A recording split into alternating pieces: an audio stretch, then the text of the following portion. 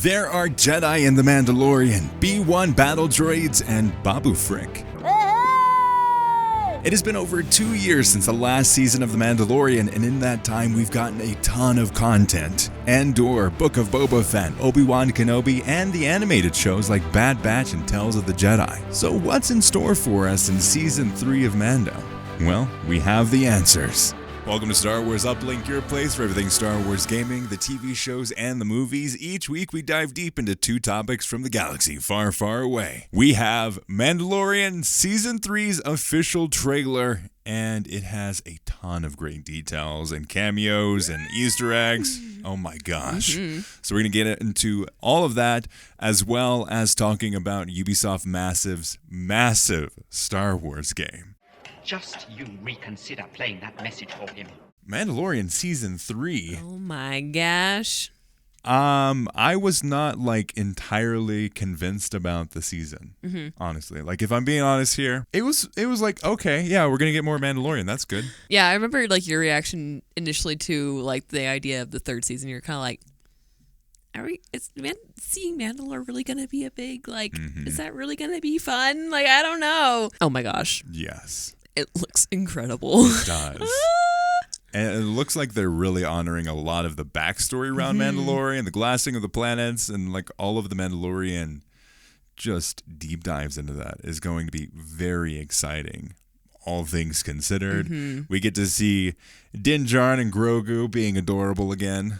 Of course. Always great. We see some familiar faces. We see the doctor, the Imperial Doctor from the first season. He's back on Coruscant. We've got Coruscant again, guys. Finally, this is the year of the Coruscant. I believe this in my heart to be true. We got parts of it in Andor. It's okay, yeah, that's good. It was still a little bit more, but hey, I'll take what I can get. Then we're going to see even more of it here, and I think Star Wars Acolyte will be even more of it. So we get to see some Coruscant.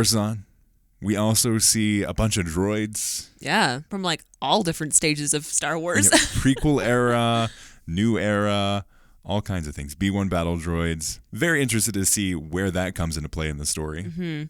What's he doing with all these droids? We also see flashbacks to Jedi. I think they're flashbacks because they look very prequel-esque. Yeah. And obviously, because this takes place in the time frame after the original trilogy, but before the sequel trilogy. Right. So there aren't, as far as we know, Jedi going around willy-nilly. Yeah. In terms of full-grown Padawan-looking guys. Yeah, it looked like somewhere in the Jedi Temple. It did, very much so. So my theory is that this is a callback or a flashback to the early days of the Darksaber, and we have, in Legends at least, the Mandalorians tended to gear more towards the dark side with their allegiances. So either attacking or defending or trying to claim the Darksaber, which was the symbol of the rulers of Mandalore. I think we possibly might be getting some tiebacks to some classic history around Mandalore. We get to see that old mask, which I don't necessarily think is this, but it made me think about this, which is Mandalore the Ultimate, who's this big old warrior that was very, very early on in the Mandalorian's life cycle, because he died in 3,960 BBY. Super, super early on. But as soon as I saw we got some flashbacks to Jedi, we got some really old Mandalorian helmet there. They've got to be getting into some of the history around the Darksaber, I would assume, especially when it comes down to Mandalore and the glassing of the planet. There's some things going on there. Right. I don't think it would go back quite as far as Mandalore the Ultimate. I think it's probably just the stealing or taking back the Darksaber from the Jedi Temple and that kind of story. And I think seeing whoever it is pulling out that helmet from the dust or whatever, it's just a reminder of the glassing and how far they fall in, sort of thing. That would be my prediction. I don't think they're gonna go that deep into the legends of Star Wars. It'd be awesome. That'd be really cool, but because Mandalorian the Ultimate's incredible. Yeah. But I don't think, again, I agree with you. I don't think that's as far back as it goes. But when I saw that, I was like, That's interesting. Because it made me think of this. Yeah. Obviously, the helmet's different than what we see in like the comics and all the different materials and legends around Mandalorian the Ultimate. But it made me think about it. And I thought that was fun for sure. Yeah. Seeing like the different ties and the things that like my brain connected was interesting there. But it's just awesome that we're going to see some flashbacks to some Jedi that isn't Order 66, because so far in this new era of Disney Star Wars, the only flashbacks to like old Jedi stuff is in Order 66. Yeah, it's true. Like in Obi-Wan Kenobi. Yep. That's Order 66. And I don't think there's anything else really that we've gotten Jedi to that extent. It's been pretty bleak on the Jedi aspect of things. So that I think that's really cool. And it was one of those things like, whoa, there's lightsabers. That's weird. Yeah. It's been so long since we've seen Jedi, really. Colorful, shiny blades. What's this? Like, even like the sequel trilogy, you have Kylo Ren's lightsaber and you have Rey's lightsaber. Which is technically what, Luke's lightsaber? Yes. And then there's Rey's lightsaber from the staff that she carries. Right. And Leia's lightsaber? Yep. So maybe four lightsabers in the whole sequel trilogy. So to see lightsabers again was one of those things that I'm just now realizing. We haven't seen lightsabers in a while. No. I wonder if it's going to tie into like some of Grogu's memories. Oh, yeah. Like the more that he's becoming stronger with the Force, like the more he's recalling kind of his past, maybe? Yeah. Might be a stretch. Don't know. We haven't really seen much of Grogu's past through Grogu's eyes. Yeah. So. Yeah, we did see that. It was that one bit. flashback in season 2. Yeah. But that was like super blurry and he didn't want to live through that. So he immediately like, nope, not doing that. Not right now. Shoving that down the abyss of my soul like again. What did you think of the trailer overall? Glorious. Man, what a feast for the eyes. For some reason, it feels so long since we've had Mandalorian. I mean, it has been. It'll be about 3 years since we got it, I think. Yeah? I think so, because I think it was 2019, or was it 2020 and 2021? Like, it's been, I think, 1 or 2 years since we got Mandalorian last. 2020? It's been since 2020, October 30th, 2020, since we got Mandalorian Whoa. last. So, yeah, it's been Oh, my gosh. 2 years. Wow. 2 years and some change. Yep. So, yeah, it's been a little while since we've gotten this. Whoa. Okay. Yeah. Nope. I've missed it. I've missed the cinematics of it and like this. Ooh, yummy. Yeah, I mean, we got a little bit of Mandalorian in Book of Boba Fett, which I thought were great episodes, honestly. I wonder if they're going to assume everyone has watched those. Because that's how Mando got Grogu back, was in those episodes. Was in true. Book of Boba Fett. Will they have like a recap at the beginning of the season? They probably will. Yeah. Probably. Just for anyone who hasn't watched Boba Fett. It's been too long, Mando. I'm glad you're back. We didn't see any Cobb Vanth. True. But I think that he'll be a surprise showing. Yeah. Somewhere in there. Somewhere in there. Yeah. I mean, they can't tease it at the end of Book of Boba Fett. And not do anything with it. Like have him appear somewhere. Somehow. It's got all the goodness. It seems like they're doing a good job of not going overboard with all the cameos. So there wasn't like, oh, here we go, another Clone Wars character again. Seems like they've got their characters and now they're going to continue the story instead of like, here's another character, here's another character, here's Luke Skywalker, here's another character, here's Luke Skywalker. Yeah. Like, it seems like, no, we're going to get the Mandalorian verse and we're going to tell a Mandalorian story and instead of trying to put all these Ahsoka stories, and they've got Ahsoka, the TV show. Yeah. They've got all these pieces that are in around the same time frame. Now let them do their thing and let Mando do Mando's thing. Yeah, I'm definitely excited this time around because we're getting less of the cameo feel and more of the like, Mandalorian universe and like just a good story. Yeah. In terms of like the Disney Plus shows, Mandalorian season 1, oh man, it was so good. Andor still number 1 for me. Season 1 of Mando's probably number 2. Number 3 is probably Book of Boba Fett. Really? And then it's season 2 of Mando. Yeah. This is from my I haven't watched Mandalorian season 2 since it came out. Yeah. Mindset. But I mean, obviously Obi-Wan Kenobi's bottom. But that's probably my ranking. Yeah. I think I enjoyed Book of Boba Fett more than I did season 2 of Mando. Yeah. Just because it had all of the tropes of a Star Wars show that we've seen in multiple episodes of the Clone Wars. We've seen it in Bad Batch. Now we see it again. Like the freaking, we got crash landed on a planet that's icy and there's these mysterious alien things that are going to kill us and we have to fix our ship. Yeah. Meanwhile, we already saw that in freaking season 1 of Mandalorian where the Jawas stole his ship and he had to rebuild it.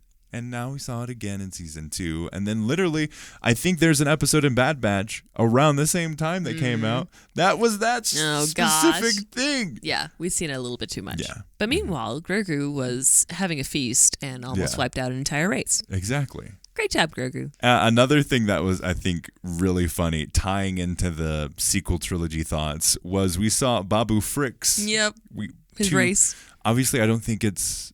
No, Babu Frick is not the race, but according to this website, Looper, it is an Anzellan alien. Okay, but we just know it as the Babu Frick. Babu Frick creature. Yeah, the Babu Frick. That's hard to say. Babu Frick creature. That's all that we know there. But I mean, there's a lot of juicy details and things that are in this trailer. So many little things. Exactly. I didn't expect this level. No. This is a Monday Night Football trailer. It's 1 minute and 45 seconds. They showed I think a teaser for it and then dropped it at the same time online. And I was expecting 30 seconds, maybe a minute of some very similar footage that we saw before. But this is some like good juiciness.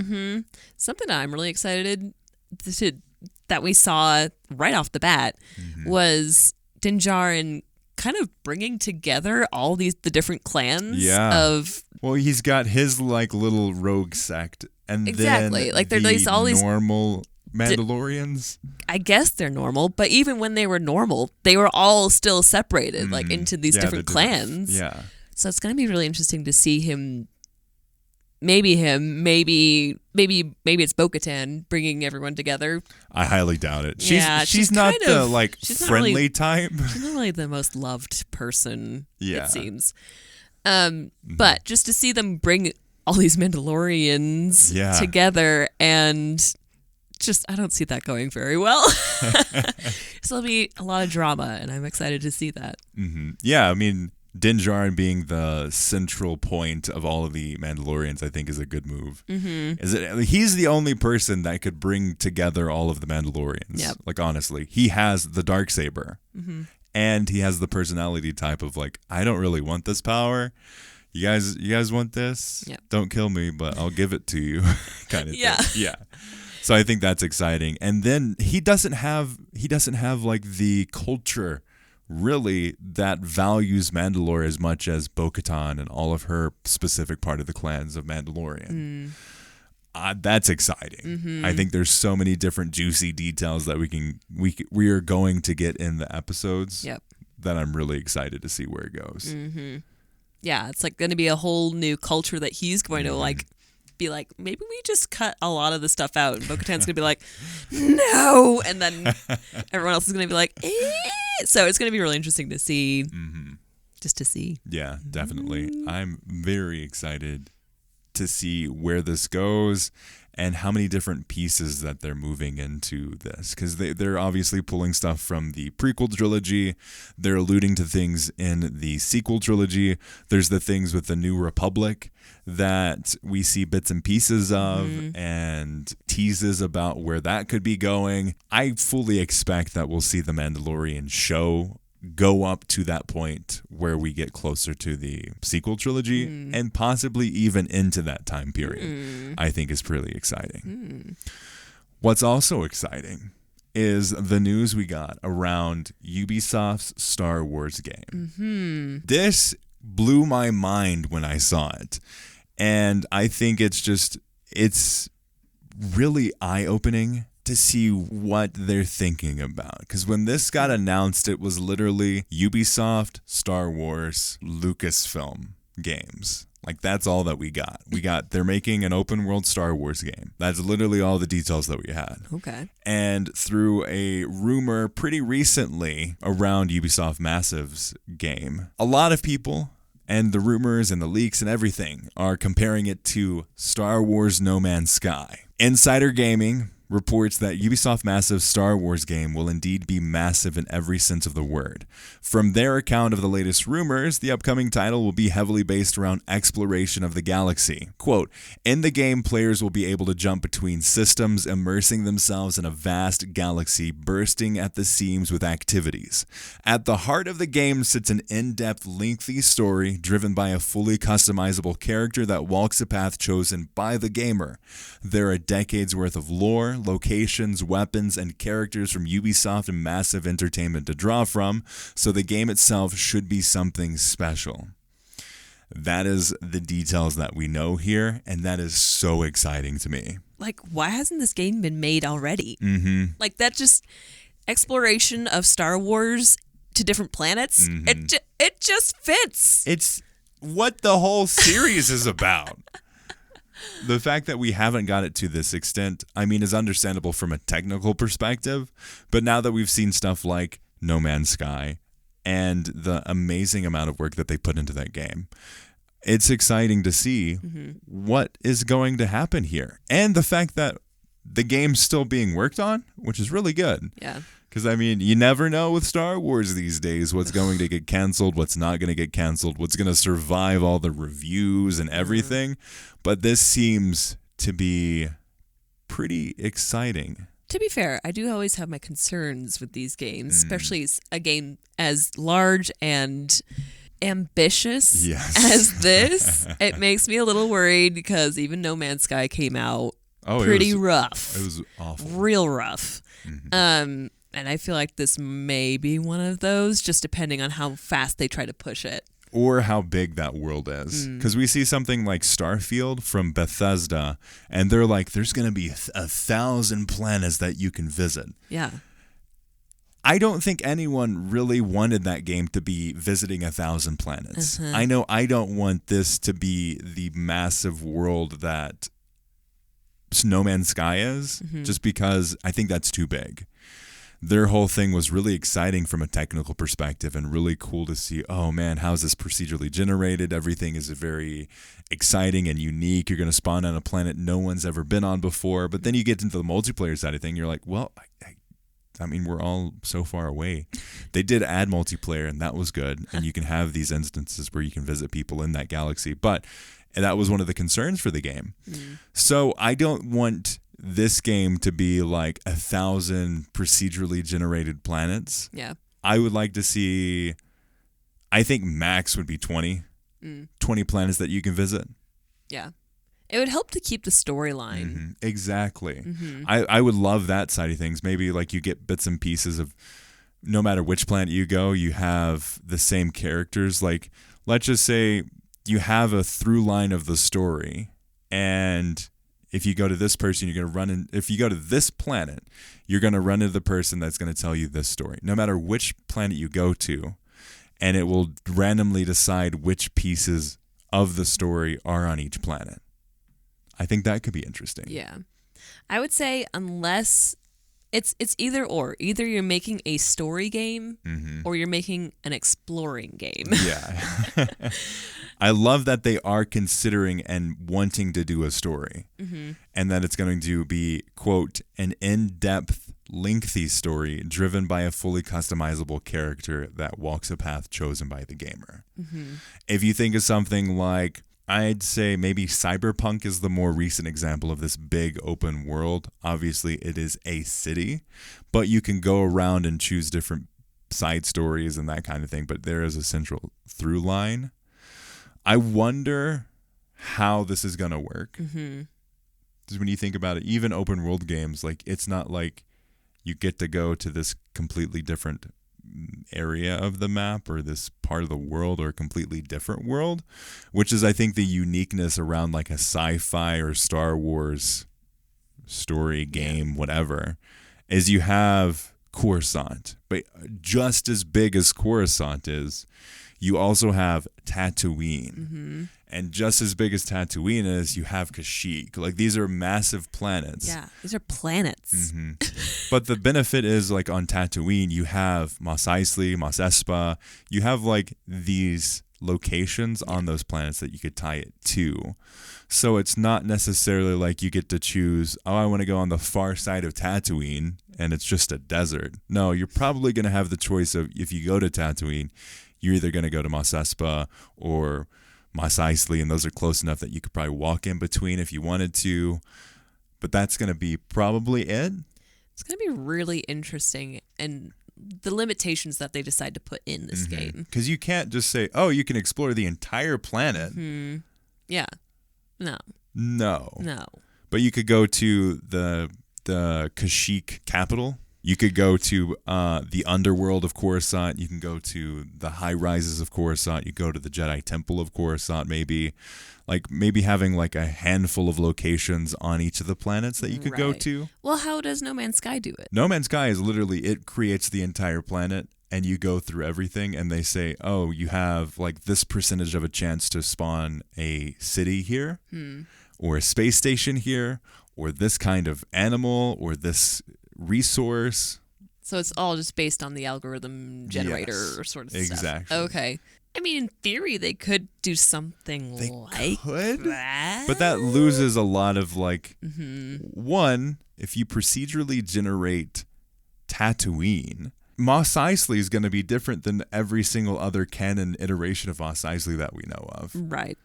So unless you're filling in the gaps and you're saying, oh, you're going to go to Tatooine, but you're not going to go to any of the famous locations. Right. Which would be such a missed opportunity. So I don't want to go to like some random like farming village on Tatooine. I want to go to Mos Eisley, the wretched place of wretched hive of scum and villainy. And that's going to be the difficult thing for this game, I think, is that it can't be truly random. It can't be just whipped out of thin air sort of thing. Like, this has to be very curated and very thought through. Yeah. It kind of has to have a strong story, in my opinion. It does.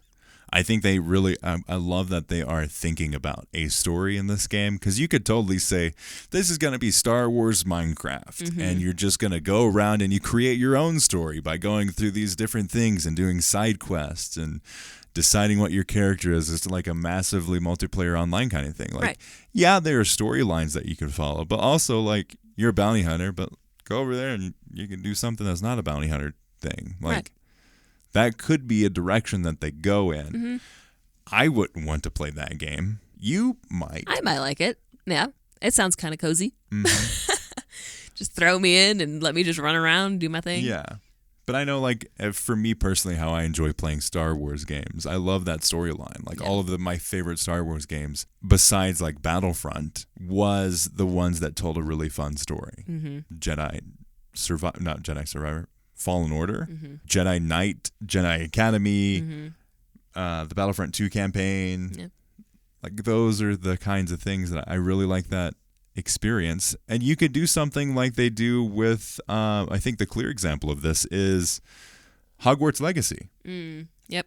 This huge expansive world, they have a unique storyline that is in this wizarding world, and everyone's excited about it because you get to live your story. But they do have a story that you go in around, and you can do side missions and side quests. You can decide which path, the dark side, evil, goodness, all those things you get to decide, and you get to customize your character. Like, you get to live in the wizarding world, but it does have those boundaries. Yeah, it's going to be interesting. I'm very excited to see that they're trying to take on such a huge, in theory, game. But also, I hope that they don't lose sight or get like confused in the whole like Star Wars is always about the story. Yeah. More than it is about the worlds it takes place in. Yeah. So hopefully they use the worlds to push forward the story. Right. Yep. The story is the focus. Yeah. It's all about the story. So yeah, hopefully they find a good balance. I'm excited. Like I really think that everything that's going on around this game is exciting. I hope they don't try to do too much. Because the other thing we need to be aware of is Ubisoft has canceled maybe 9 or 10 games or stopped development on them. And financially, they're in quite a rough spot. The stock is the lowest it's been in a decade. Wow. And they are betting highly on things like the Star Wars game, the Avatar game, and Assassin's Creed. Those are the 3 key things because the past games that they've released more recently have not performed very well. And the other one is the Skull and Bones, I think, game. It's a pirate ship game. And they're contractually obligated to finish that one, which is why they keep delaying it instead of canceling it. They paired with some like Asian country to have a grant to get this game made. Oh, wow. And they're contractually obligated to make it and finish it. Otherwise, they would have canceled it already. Because I think they've delayed it for like 4 times already. Oh my gosh. Yeah. But this game is so important to Ubisoft's future as a company that I don't think they need to go way too big. Because if they sink too much money into this, yeah, it's Star Wars. It's going to make a lot, but they also have the licensing fees that they have to pay. I think with Battlefront, they had to sell 25 to 30% more to make back that money than if they did their own title. Yikes. But it's Star Wars. It's gonna sell more because of Star Wars, but you need to make sure that it is a good game. Otherwise, why are you doing it? Right. This is what I want out of a Star Wars game. This seems like the game that I've wanted for my entire life. I get to create my own Star Wars character and live in Star Wars and be my own Star Wars story. Yeah. Like, that's awesome. Yeah. Make Star Wars Skyrim. Yeah, exactly. Make Star Wars, yeah. Yeah, that's exactly what I was thinking of. It's like, so this is going to be like Skyrim Star Wars. Except the whole map is multiple planets. Exactly. That would be awesome. So instead of like, I mean, they already treat this in the movies, but like the planets are like different cities pretty much. Like you're going to go to Coruscant, you're going to experience Coruscant. And then like, oh, I'm just going to jump on a starship, go to hyperspace, and then I'm going to go to wherever. Like they treat them like cities as you would in a normal story. Right.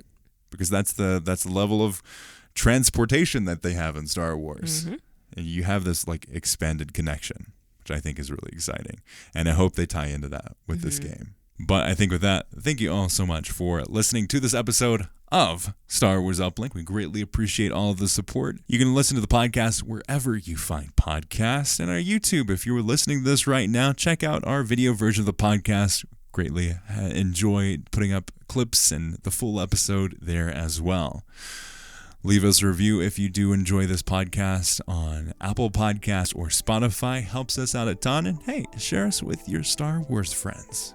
Helps out a bunch. It's a great way to support the podcast completely free. As always, thanks for listening, and may the Force be with you.